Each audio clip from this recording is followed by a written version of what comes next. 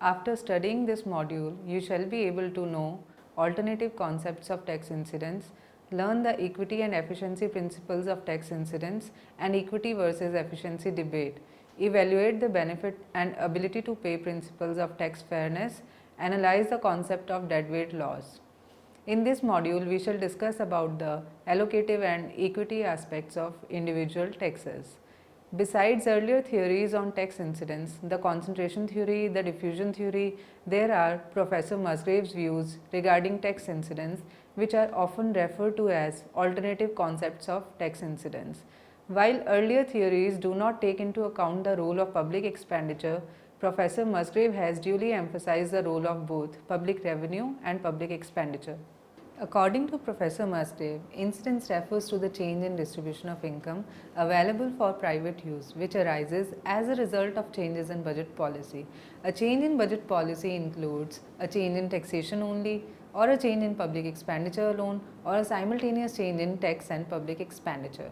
In other words, whenever there is a change in tax policy or public expenditure, for example, imposition of a tax or incurring public expenditure, there is a resultant change in the distribution of income available for private use, and this change in distribution is referred to as incidence of taxation.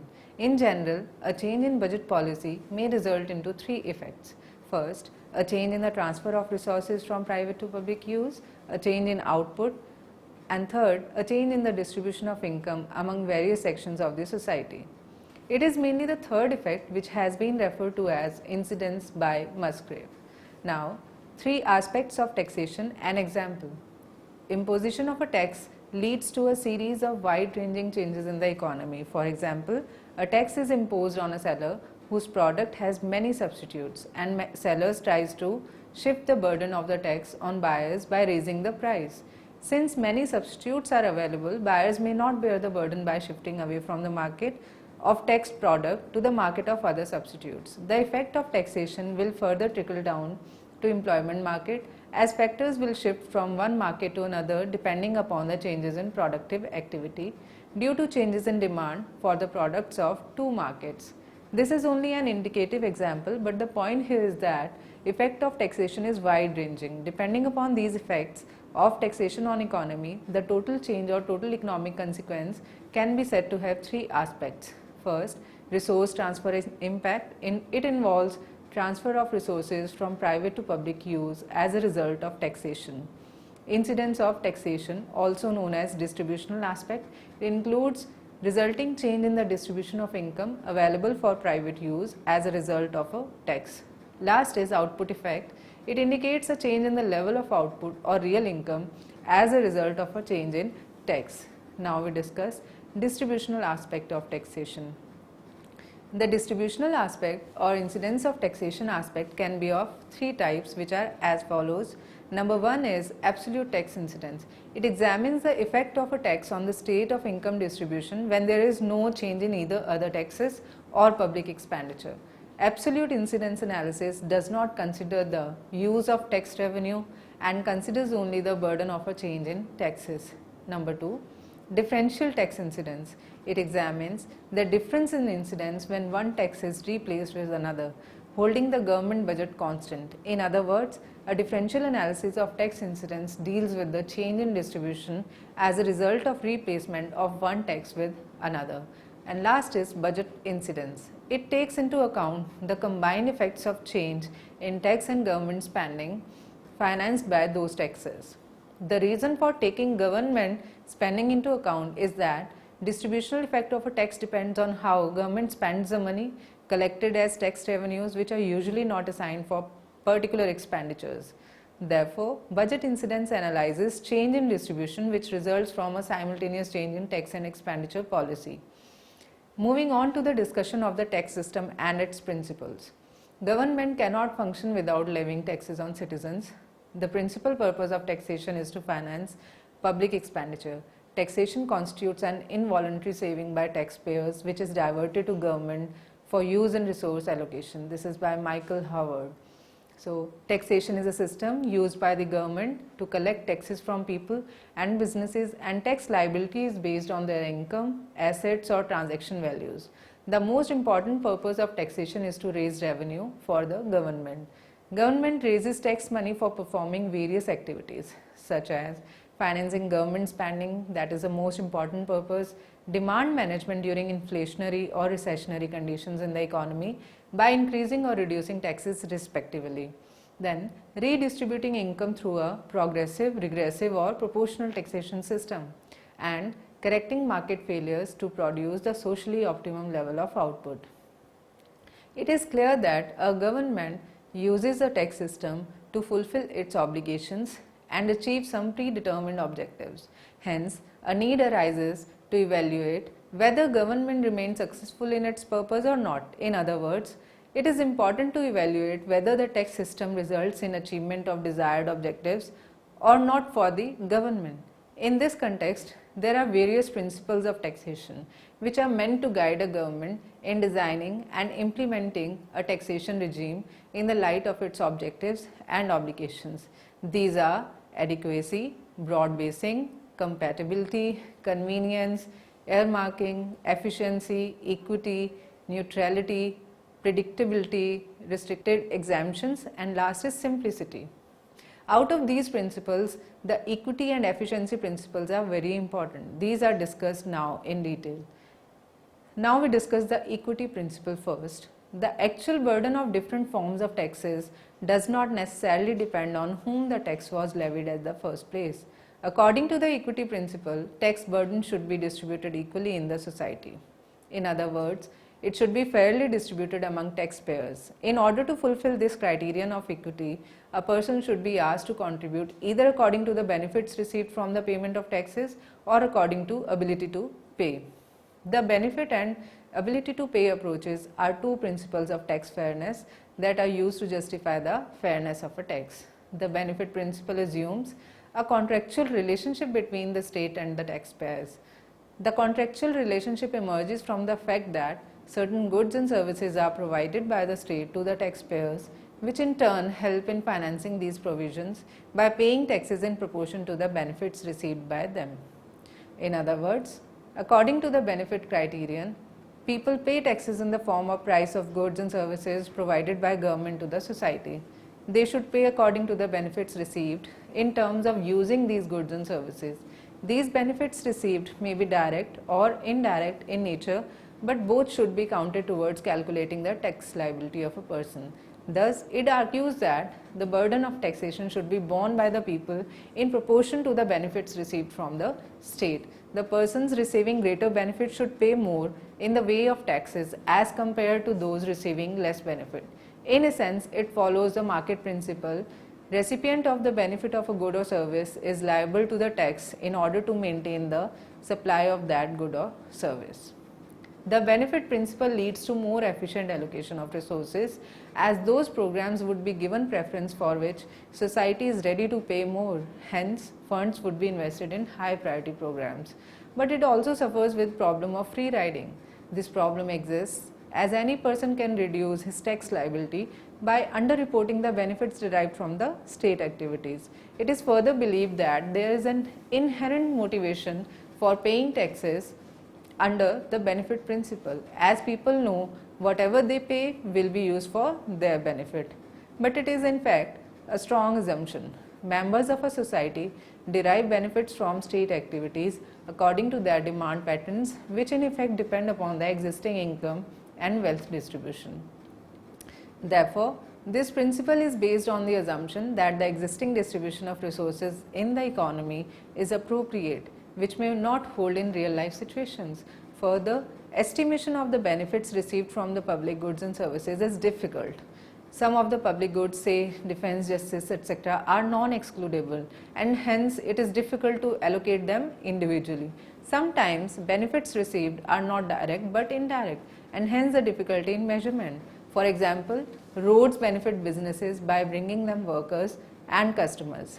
Besides, the assumption behind benefit principle, a taxation theory may be derived by assuming that there need not be any contractual relationship between tax liability and state activities, and tax burden should be apportioned on the basis of the ability to pay of the members of the society. Simply putting, individuals with a greater ability to pay a tax should pay more tax. This assumption yields the ability to pay theory. In other words, according to the ability to pay principle, government fixes a revenue target and irrespective of the benefits received by the citizens, they are asked to contribute towards the targeted revenue as per their ability to pay. Under this principle, person's ability to pay is determined by his income or wealth. The taxes or revenue collected by government for the provision of public goods such as highway tolls, train fares, park admission tickets, travelers paying toll to cross a bridge, gasoline tax, etc. are examples of benefit principle of taxation. Benefit principle has an inherent element of fairness since an individual will pay for what he gets and one person does not receive benefits at the expense of other person. But this idea also clashes with common notion of fairness as in context of public services like public schools, police, governance and hospitals. Financing is generally not done out of direct charges for their use as implied in the benefit principle. Rather, it is done out of tax revenues as implied in the ability to pay principle. Since it would not be fair to suggest that, for example, sick people should pay more for public hospitals. Taxes according to the ability to pay principle include any taxes charging higher tax on high income or wealth, for example, individual income tax, property tax, corporate income tax. Such taxes may either be levied proportionally or progressively. Proportional levying means increasing percentage being charged from low to high income. That is, high income individuals not only pay higher taxes absolutely but also a higher percentage of their income. Proportionality and progressivity in the given context may be further understood by considering two principles of ability to pay, namely the principle of horizontal equity and the principle of vertical equity. The former treats people in equal positions as equals and asks them to contribute the same amount of tax, whereas the latter treats people in unequal positions as unequal in terms of their tax liability and hence asserts that they be taxed unequally.